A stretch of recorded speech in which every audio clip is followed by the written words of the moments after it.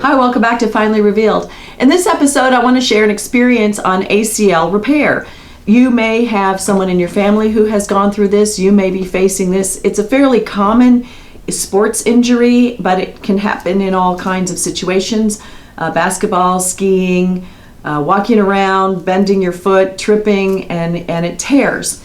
The anterior cruciate ligament goes over the front of the knee, and what it does, if you stand up and bend your knees slightly and lean forward, you notice that you don't fall down, and that is what is keeping you from falling down. So when that tears and you do that, you will fall down. And when I had my tear and thought, do I really need surgery? I tried a couple of tricks and I fell down. So yes, I needed the surgery to repair it. Now the first question I had, mine was in a skiing accident, nothing spectacular. Actually, it was kind of comical, but hurt, and then I had to have surgery. So when I had that happen, I didn't know what had happened, but I was finished skiing for the rest of that day and the rest of the trip. My knee swelled quite a bit. Do not wrap it in an ACE bandage, which is what I did, because it's still swelling.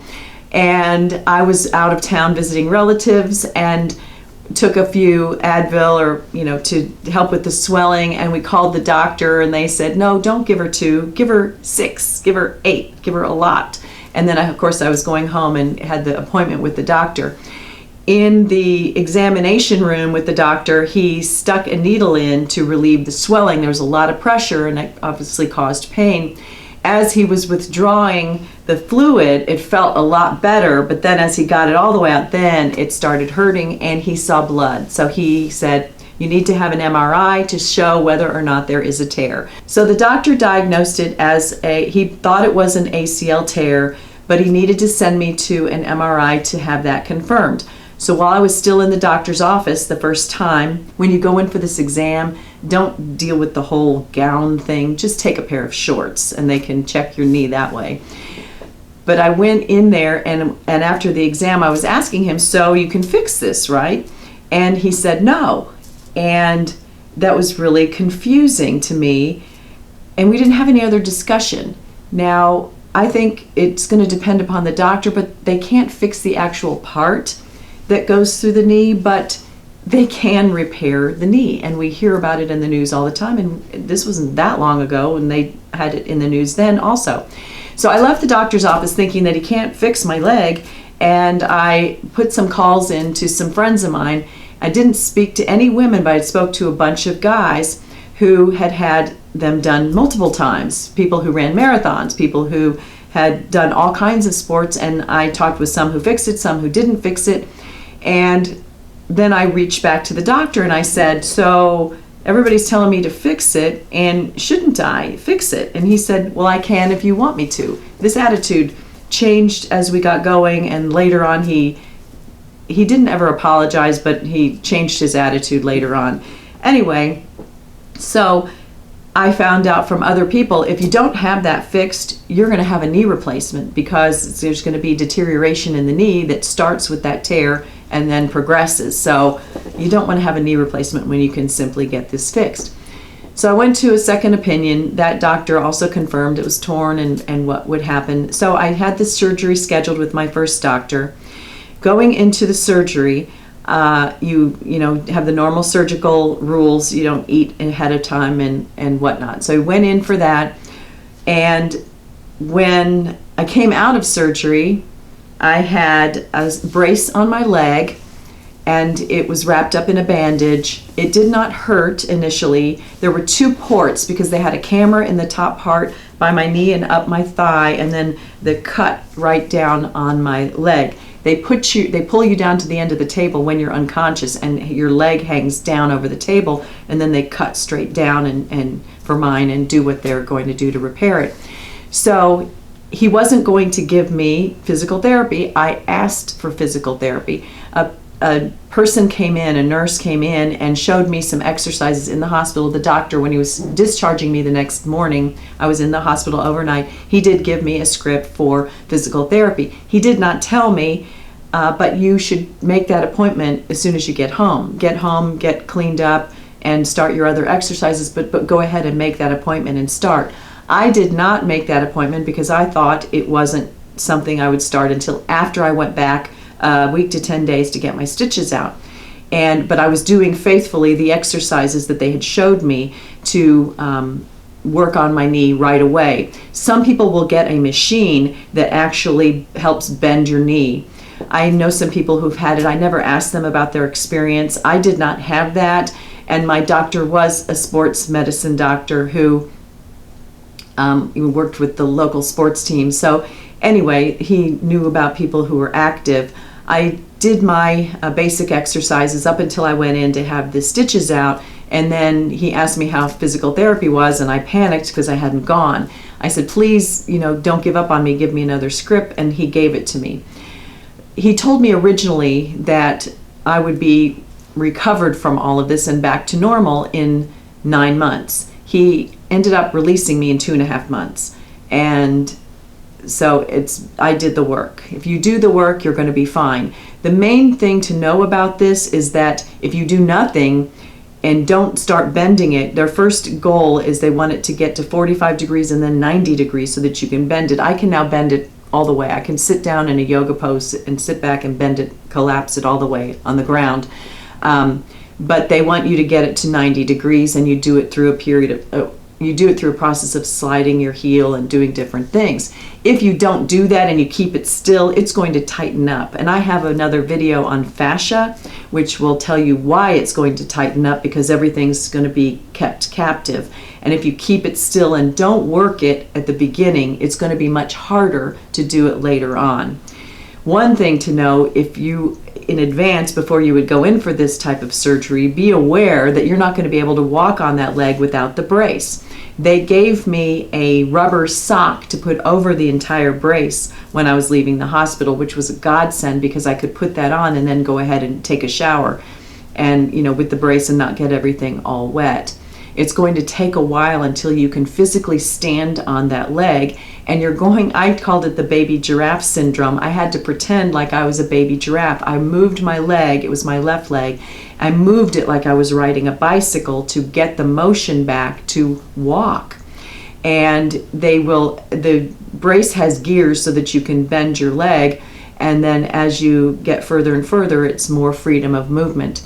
Because I did not have screws in my leg, I had to wear that brace day and night. I had to sleep with it, and it was cold on my other leg and uncomfortable. I did try to negotiate out of it, but to no avail. I had to keep wearing it until my leg got to the necessary strength and the range of motion had come all the way. I went to physical therapy. You go in the gym and they have you do different things. You're going to be standing on that leg primarily. So my tip for you, number one, on the exercises is go home. They're going to have you do the exercises 3 to 4 times a day, which I did, and then I went to therapy every other day for several weeks. Make sure you do some of the exercises on your other leg, because if you are doing it only on one leg, your butt is going to be lopsided because you're working only on one side. So you want to have the other side. To this day, my left leg and my left side is stronger than my right side, which is my dominant side. So go figure. They have you doing a variety of things, standing on that leg. At the end, they will be throwing dodgeballs at you while you are on a Bosu, trying to keep your balance and not fall over while standing on one leg. And that was kind of like graduation. Plus, they had me do a leg extension, which is where you sit down and you lift your leg with some weights. And they wanted me to go see how many reps I could do in a certain period of time. I'm a little bit competitive, and I was disappointed that they didn't tell me that in advance so I could practice. So if you're out there and that's going to be coming up for you, now I've just given you a tip. You can go wow them with your, if you practice that in advance. In addition to the gym work, so I went back to the doctor periodically every couple of weeks, and I think just about every couple of weeks. He gave me the first script for about 10 days and then wanted to see how I was doing. I think he wanted to see if I was really going to do it. Some of the people in physical therapy are just there for show, just like at the regular gym, but there are other people there that really want to work, and I wanted to get this fixed. So When I went back the second time, he doubled down on me and gave me a script for the water. This was really helpful, and if at the beginning, this might help you the most, because you're going to be walking stairs and putting weight on it. Actually, walking downstairs is harder than walking upstairs, because walking down is where that ligament is catching you, and you don't clump down and lower your weight. You have to slowly walk down, so you're lowering your body down, first on your right foot, leaning down and resting with your left, and then holding your whole body weight on your left and going down with your right. So the water really helps hold you up and makes that process easier. And so then I would do the water and then the land, I would call it land, in the gym, and it really was a good workout, but it was effective. So I would say to do that. One thing I learned from the guys that were in there were a lot more guys than women in this when I was going through it. They had like a neoprene or a rubber sleeve that they put on their quad. It would be similar to now like bike shorts or something kind of, but they had a sleeve. They had it made before they went in for surgery. That way they would know what their starting, what their size of their leg was, so then they would know when it was back to where it was. I thought this was really helpful. I didn't have that benefit, and so I couldn't really tell. I mean, your muscle does atrophy immediately, and you can't use your leg immediately. Once they cut it open, also it is numb. Mine was numb from about almost a third of the way down to my ankle, all the way up to my mid-thigh on the outside of my left leg, all around my kneecap, and there was some up onto the top. There are some places that I still will run into something on my side of my leg and get a bruise, and I didn't remember it. I still have numbness there. I can run my finger down my leg and feel on the out from my fingers, but my feeling on my leg is not all the way back still. So the nerves have to come back afterwards. Anyway, it took me about 2.5 months to get all back to normal. It was frustrating. You have to have, obviously with my left leg, I had to have people drive me. I was home for a week. I had to have people drive me for 2 weeks, going to therapy, going to work, doing all of your normal activities. That brace was in the way